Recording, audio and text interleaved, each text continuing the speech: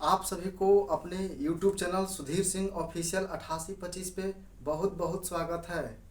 जैसा कि पिछले वीडियो में बताया गया था, एक बहुत बड़ी आज खुशखबरी, एक सुखद समाचार और एक दुखद समाचार।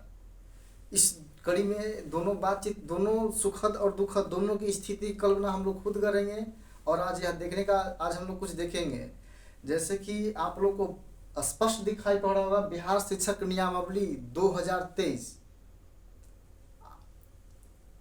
पिछले वीडियो में जस्ट एक दिन दो दिन पहले ही हम इस वीडियो को बनाए थे कि जो सीटेट पास कर गए हैं, इलाहाबाद हाई कोर्ट का आदेश था कि उनका पेपर 1 का रिजल्ट को रोक दिया जाए। तो उसका रिजल्ट को रोक, इससे संबंधित कुछ सूचना को हमने साझा किया था और यह भी बोले थे कि बिहार में नई नियमावली आने वाली है, उस पर क्या प्रभाव पड़ेगा। तो जैसा उसका भी हम देख लिए, नियमावली आ गई है। अब नियमावली में बहुत सारे बातों को कही जा रही है। इसको हम एक स्थिति से कल्पना करेंगे। जैसे कि आप एक इमोजी दो इमोजी को देख रहे होंगे। मान एक गिलास है, गिलास में आधा पानी है। व्यक्ति ए कह रहा है कि गिलास आधा भरा हुआ है, व्यक्ति ए कह रहा है कि गिलास आधा खाली है। अब यह स्थिति को स्पष्ट करना बेहद मुश्किल हो रहा है कि अब इनके अनुसार किनके लिए खुशखबरी और किनके लिए दुखी, किनके लिए सुखद और किनके लिए दुखद। जैसा कि आप लोगों को बहुत दिनों से पता था कि बिहार 7वां चरण का बहाली आने वाला था रोस्टर। तो बिहार के शिक्षा मंत्री प्रोफेसर चंद्रशेखर के द्वारा यह बार बार कही जा रही थी कि नई नियमावली 7वां चरण के लिए आने वाली है। कई सारे महानुभावों ने अपने YouTube चैनल पर आकर के कई माध्यमों, सोशल मीडिया के माध्यमों से यह बार बार बोल रहे थे कि 60-40 का रेशियो आएगा, ये आएगा, वो आएगा, फलना आएगा, ढेकना आएगा, लेकिन कुछ नहीं हुआ। आखिरकार मिला जो सामने हम लोग देखने का प्रयास करेंगे। आज का जो यह वीडियो, सबसे पहले तो आप लोग को यह सूचना देंगे कि जो नया नियमावली है उसके तहत अब यह वीडियो जितने अधिक से अधिक अपने भाई बहन दोस्तों आस पड़ोस मोहल्लों में अधिक से अधिक शेयर कर दें। जो शिक्षक की तैयारी कर रहे हैं या भविष्य में करने वाले हैं, या जो जिनका पहले कर चुके हैं, जो पहले बीएड कर चुके हैं और शिक्षक की तैयारी में जुड़े हुए हैं, उनके लिए यह वीडियो बहुत मददगार साबित हो। इस इन्फॉर्मेशन के लिए, सूचना के लिए बहुत, चूँकि इस पर जो भी सूचना निकल कर आएगी फेक न्यूज़ नहीं आएगी, जो भी रहेगी हकीकत, सभी बातों को स्पष्ट बताया जाएगा। हम अभी बोले कि किनके लिए सुखद और किनके लिए दुखद, ये आप ही जान सकते हैं। किनके लिए आशा भरी और किनके लिए निराशा भरी। जैसे कि पहले शिक्षा का बहाली होता था, जो नियोजन होता था, अब सीधे नियुक्ति होगा। नियोजन और नियुक्ति में कुछ अंतर, डिफरेंस है। नियोजन में होता था कि आप सीटेट पास कर गए हैं तो नंबर बेसिस के आधार पर आपको जब बहाली आएगी और मेरिट लगा दिया जाएगा। इनका कुछ प्रक्रिया था जो इसी आधार पर चलता था। सीटेट पास करने के बाद कोई एग्ज़ाम नहीं होता था, एस्टेट पास करने के बाद कोई एग्ज़ाम नहीं होता था। अब वैसे विद्यार्थी जो सीटेट पास है, एस्टेट पास है, जिनको कुछ ही दिन में ज्वाइन करना था, अब उनका क्या होगा। अब तो इस नियमावली में देखते हैं। देखिए, पहले जो शिक्षक का बहाली होता था, जो स्पष्ट लिखा हुआ है, ग्राम पंचायत और नगर निकायों के द्वारा शिक्षक का बहाली होता था।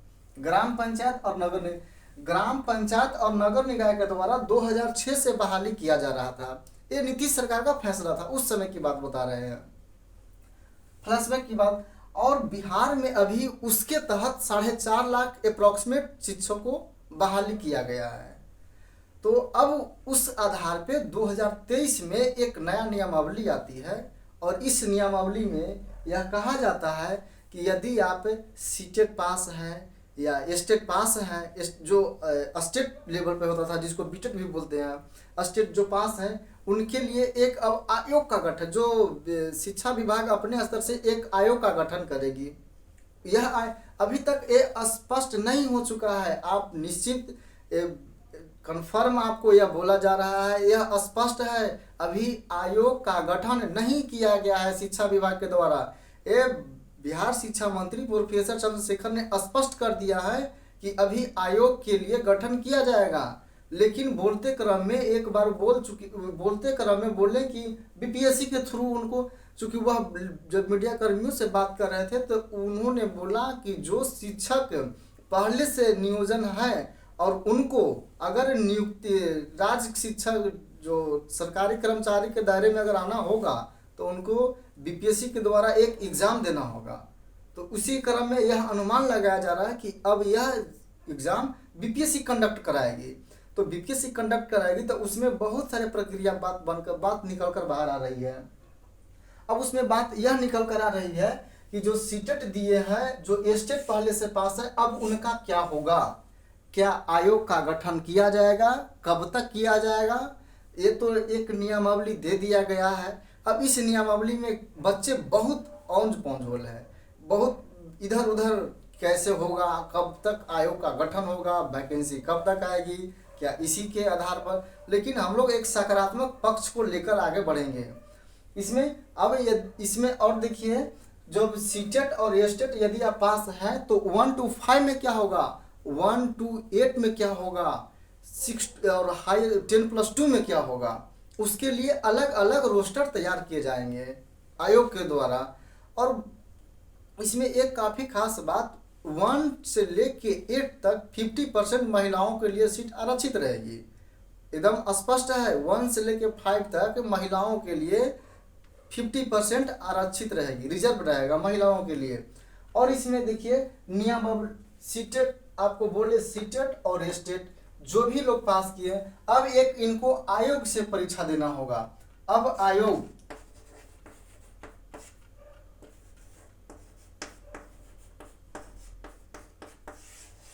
आयोग के एग्जाम से इनको गुजरना होगा बिहार शिक्षक बनने के लिए। अगर आयोग से गुजरना होगा तो इनके एक नियुक्ति होगी। आयोग का गठन अभी तक नहीं किया जा रहा है, अभी तक नहीं किया गया है। अनुमानित बीपीएससी, अनुमानित है कि बीपीएससी के द्वारा यह एग्जाम कंडक्ट कराई जाएगी, यह अनुमानित है। और इसमें एक काफ़ी खास रोचक तथ्य कि आप परीक्षा 3 बार से अधिक परीक्षा में नहीं बैठ सकते हैं।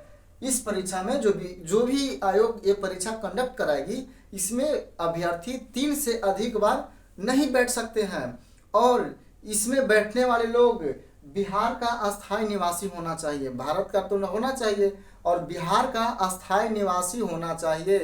पिछले वीडियो में कोई लोगों ने कमेंट किए थे कि सर मैं बिहार से बाहर की हूँ, क्या मैं बिहार 7वें चरण में नियुक्ति के लिए अप्लीकेबल हूँ या नहीं? तो नहीं, आप अप्लीकेबल नहीं है। बिहार अस्थायी निवासियों के लिए जो भी कैंडिडेट बिहार का अस्थायी निवासी होंगे वही शिक्षक बहाली में आयोग के द्वारा किए गए बहाली में अप्लीकेबल होंगे।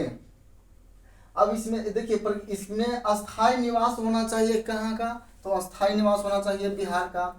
पहले जो होता था ग्राम पंचायत, नगर पंचायत, नगर निकाय, ये 2006 से बहाली चल रहा था। 17 वर्षों के बाद इसको रद्द कर दिया गया है। 17 वर्षों बाद नियोजन नहीं होगा, अब क्या होगा? नियुक्ति होगा। क्या? नियुक्ति। अब देखिए नियुक्ति में और वेतनमान के लिए बोला गया है, वेतनमान जो होगा आकर्षक होगा। वेतनमान आकर्षक स्पष्ट नहीं बोला गया। आप इस बात को समझिए कि अभी भी इसमें पूरा फैक्ट बात, अभी इसका जब किस आयोग यह एग्जाम कंडक्ट कराएगी, शिक्षा विभाग यह क्लियर करेगा। उसके बाद कब कितना पद पे बहाली, 1 to 5 का क्या स्केल रहेगा, 6 to 8 का क्या रहेगा, 10+2 के लिए क्या रहेगी, इसमें आयु में क्या रहेगा, किन्हीं का 1 to 5 के लिए 17 वर्ष बोला गया है, 6 to 8 के लिए 21 वर्ष बोला, और आगे के लिए 21 वर्ष बोला गया है, उनका क्या होगा? तो 21 वर्ष पे स्केल के लिए भी स्पष्ट नहीं, आकर्षक रहेगा कितना रहेगा जो अभी स्पष्ट नहीं बताया गया है अभी। तो किन्हीं लोगों, अब कुछ दिन से पहले बिहार में स्टेट का एग्जाम हुआ था, उस स्टेट के द्वारा कई सारे विद्यार्थी पहले से पास थे। उनका यह कहना है कि हमें सिर्फ ज्वाइन कराना बाकी रह गया था। हमारे नज़र में अकॉर्डिंग टू कुछ ऐसे भी लोग थे जो कहीं दूसरे जगह जॉब कर रहे थे, उनसे बीच बीच में हमें बातचीत होते रहती थी, तो बोल रहे थे कि सर ऐसा है कि जब 10+2 का ज्वाइनिंग यानी हाई स्कूल का ज्वाइनिंग होगा तो उस नौकरी को, जॉब को रिजाइन कर हम यहाँ हाई स्कूल में ज्वाइन कर लेंगे। तो अब उनका क्या होगा? कुछ ऐसे अभ्यर्थी जिनका हाई स्कूल अब ज्वाइनिंग नहीं हुआ था लेकिन पास थे, उनको आशा था कि बहुत जल्द ज्वाइन करेंगे, अब उनका क्या होगा? कुछ ऐसे शिक्षक जो नियुक्ति में 2012 से पहले जो नियुक्त हुए हैं उनका क्या होगा? क्या वह राजकर्मी का? और इसमें जो भी नियुक्त होंगे इनको राज्यकर्मी का दर्जा मिलेगा।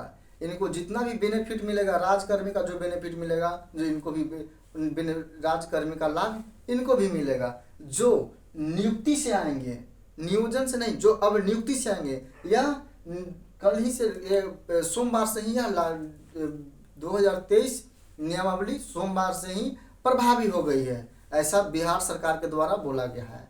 क्योंकि यह कैबिनेट के मंजूरी मिला, कैबिनेट में बहुत दिनों से आया हुआ था, तो शिक्षा मंत्री ने कल इसे पास कराया कैबिनेट में।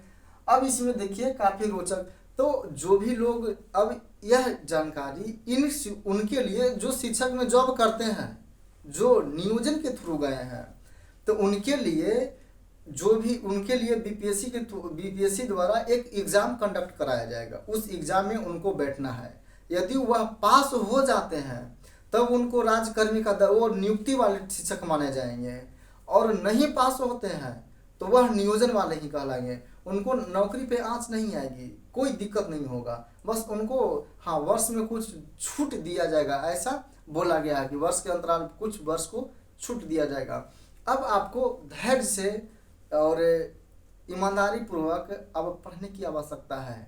अब बात सीटेट की नहीं रह गई, किसी तरह से सीटेट पास किए, बहुत सारे प्लेटफॉर्म पर आप कि सीटेट पास कर लो, ये करो, ऐसे करो, नियोजन हो जाएगा, नियोजन तो हो ही जाना है। अब वो ऐसा नहीं रहा, ट्रेंड बदल रहा है। अब इसमें देख रहे हैं कि आपका वेतन भी आकर्षक रहेगा। अब जैसे ही इसमें पुनः एक नए, जैसे ही नियमावली बनकर बिल्कुल रेडी हो जाती है, फुलफिल हो जाती है, अब हमें तो यह भी लगता है कि सरकार को यह क्लियर कर देना चाहिए कि यह एग्ज़ाम कब कब होगा। इसमें मान लीजिए कि आप कई सारे विद्यार्थी सीटेट दे रहे हैं, स्टेट दे रहे हैं, तब बीपीएससी कब कितने वर्ष पर एग्ज़ाम कंडक्ट कराएगी। यानी मिला जुला कर अभी बात बिल्कुल कुछ कुछ बातों को अभी जानकारी मिलना बहुत बाकी है। इसीलिए आज के जो जानकारी था, इस जानकारी को यही लेकर आए थे। नियमावली, शिक्षक नियमावली 2023 7वां चरण का यही बहाली है। अभी आने में बहाली आने में थोड़ा वक्त लग सकता है, ऐसा नहीं है कि महीना 20 दिन में। यह अकॉर्डिंग टू बोला जा रहा है, अनुमानित ऐसा नहीं है कि कोई सोर्स और सूत्रों के हवाले से नहीं बोला जा रहा है। इसमें अनुमानित यह लगाया जा रहा है कि अभी बहाली आने में थोड़ा वक्त लगेगा, ज़्यादा नहीं, थोड़ा वक्त लगेगा। ऐसा नहीं कि महीना 2-3 महीना में बहाली चली जाएगी। अभी 2-3 महीना अभी थोड़ा डिले होगा, बहाली के लिए डिले होगा, क्योंकि इसको अभी आयोग का गठन करना होगा। आयोग एग्ज़ाम लेगी तो इनके लिए सिलेबस देना होगा, कैसे कैसे सिलेबस रहेगा अभ्यर्थियों के बीच।